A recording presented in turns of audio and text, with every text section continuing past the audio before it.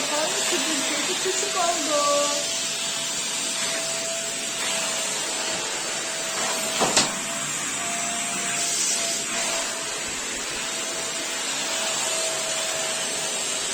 Aferin oğluma. Temiz olmuş.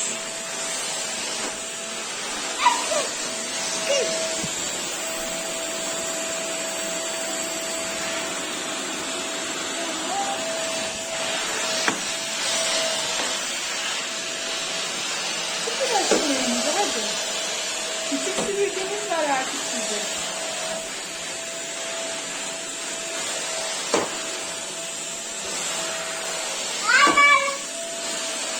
Bay bay.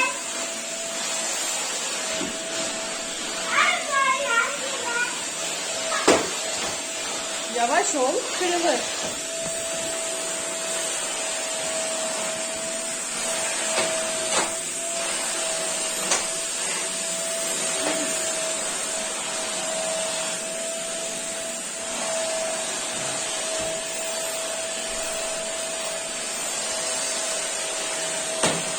Masanın üstünü süpürme onunla, hayır.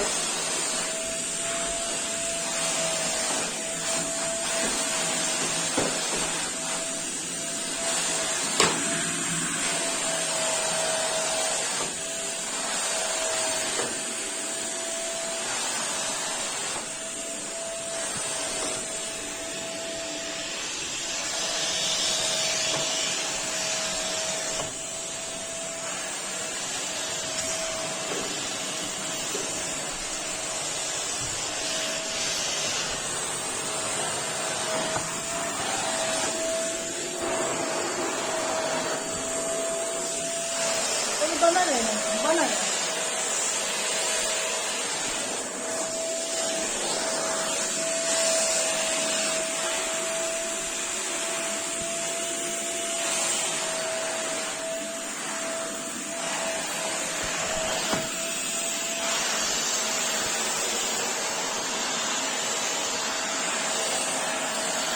Tamam mı?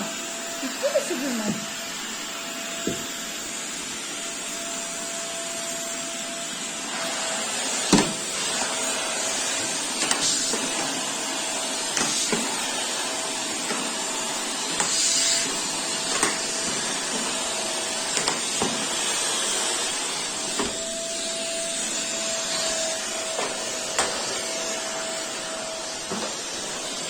Çok güzel yaptın ha. Eline sağlık oğlum. Temiz oldu evimiz.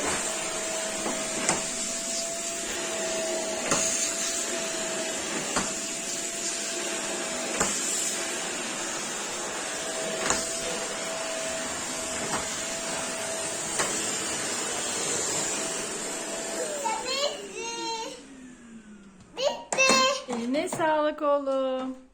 Eline sağlık. Hadi. Bu çıkar. Tamam, hoşça kalın de.